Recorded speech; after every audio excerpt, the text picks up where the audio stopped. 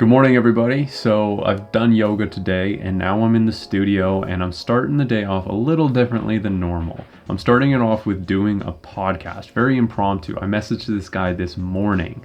His name is Mike Corlin and he's got all these videos on YouTube talking about his experience microdosing. I sent him an email. He got back to me right away. He was like, I can do it like in the next hour. I'm gonna film a guest interview with him.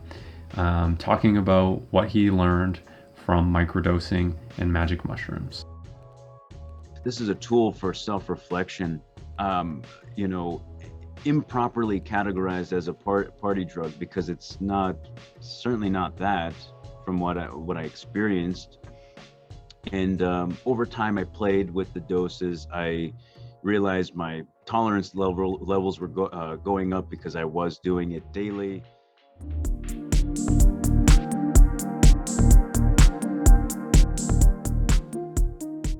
So the podcast is done. That lasted a little while, but just absolutely fantastic. I mean, Mike is really well spoken. He's had a lot of interesting experiences and is open to talking about them. So we got into it quite well.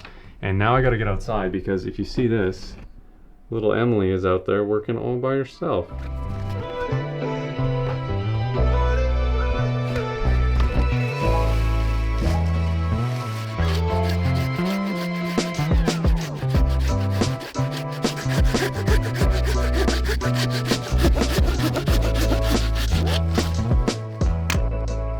So I'm trying to do some pickles today and we aren't able to find the ingredients we need at our local grocery store. Well, we're sort of not able to. We were able to buy pickling spices that has mustard seeds as the second ingredient. Mustard seeds is what I'm missing. So I'm going through this mix on a plate, finding the mustard seeds, collecting them by pressing into them and separating them into a bowl. The most tedious task just because of our accessibility to anything decent in this world. Created a bit of a system. I've put all of the pickling spice in here, and what I realize is that the mustard seeds are the only thing really round in here. The coriander is all broken in half. So if I create the angle of the plate just slightly down and then I shift it side to side, you can see all the mustard seeds, or not all of them, but all of them that are available will roll down to the bottom. And then I just scoop that all up with my fingers, and I'm able to get way more mustard seeds at once rather than picking them out individually. I'm using a knife and I'm just flipping it up like this, and all the mustard seeds are floating down to the bottom. Floating? Getting mostly rolling. They're not floating because they're not in the air and they're not in the water. So they're rolling down the plate. Nice. That looks like it's working even better than the gold panning method. Yes. Got to be innovative here. So we're gonna try to snap this branch off because we don't have the ability to get up there with a ladder. We don't have a ladder high enough and we don't have a chainsaw anyway. So I think this will be able to snap off. What we're gonna do is we're gonna cut these branches here at the base and allow it to fall a little bit so it should snap a little more at the bottom. And then we're gonna tie some ropes around the sides here and try to pull this thing side to side until it breaks.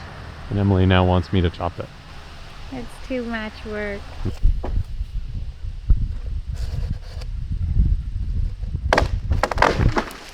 Holy crap. Just like that. So one sketchy cut of this branch has been enough for today. We're going to reevaluate what we can do here and make sure that we are the safest we can possibly be. So we're back inside now and I'm working away at my grandma's secret pickle recipe. And I'm actually making also some zucchini relish, which I will share a recipe of. That'll be a separate video. So for now, enjoy this B-roll of me making some classic pickles.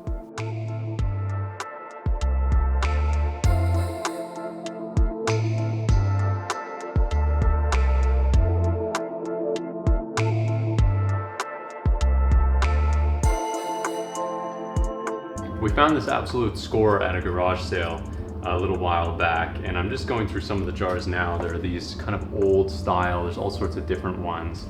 But check this out, this says crabapple jelly, September 23rd, 1997. That was the last time this jar was used.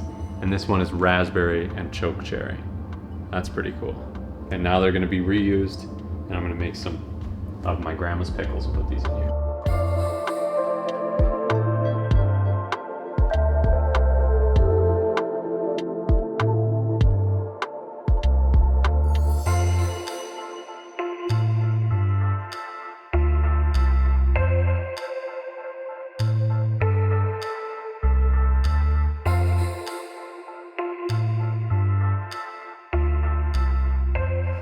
It's time to water the garden. And this is the first time I'm gonna do it by well, actually. Usually we've been lucky and we've had a full big ICB tote of water that we collected from rain, but unfortunately I accidentally drained that. So now we're using this.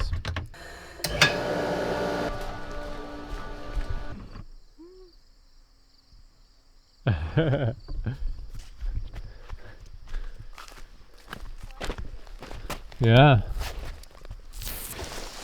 Whoa. Hello. Wow, this water pressure is going to change my life. Maybe this will become something I do more and more regularly. I don't know.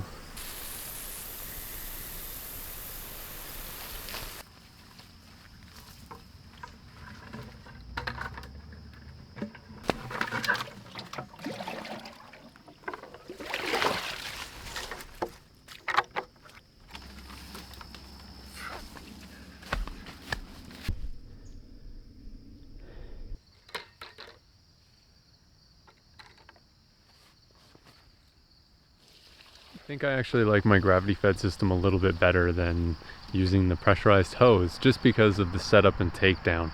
We don't have an outdoor tap on this side of the house yet, so we're gonna figure that out.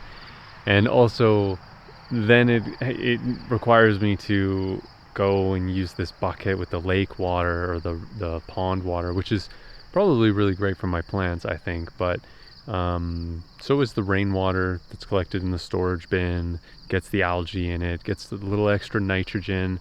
Rainwater is just so great. Anything is better than well water. I mean, well water has its benefits too, but you want to use it in certain conditions. I mean, I think there's a lot of calcium in our water. I haven't gotten it tested, but that will change the pH. So if that's something you don't want to happen, then well water isn't going to be the best. It's been a pretty wild day. It's been a lot. It's been busy. And I'm starting to feel overwhelmed by just the amount of things coming down to this evening and tomorrow and the next day. It just feels like there's too many tasks to do. And I've talked about this a lot in this vlog. And this is something that happens. This is something that comes up for me regularly with the undertaking that I've taken here on the homestead. So it's a lot, but I'm thankful that you guys are here for the journey and sticking it out and checking it out and seeing what's happening and watching me grow, watching my plants grow, watching my family grow, and much more. So thanks guys for sticking it out, watching, and becoming Patreons. Thank you to all the Patreons we already have. You guys are directly supporting this happen. So thank you, and we'll see you on the next video.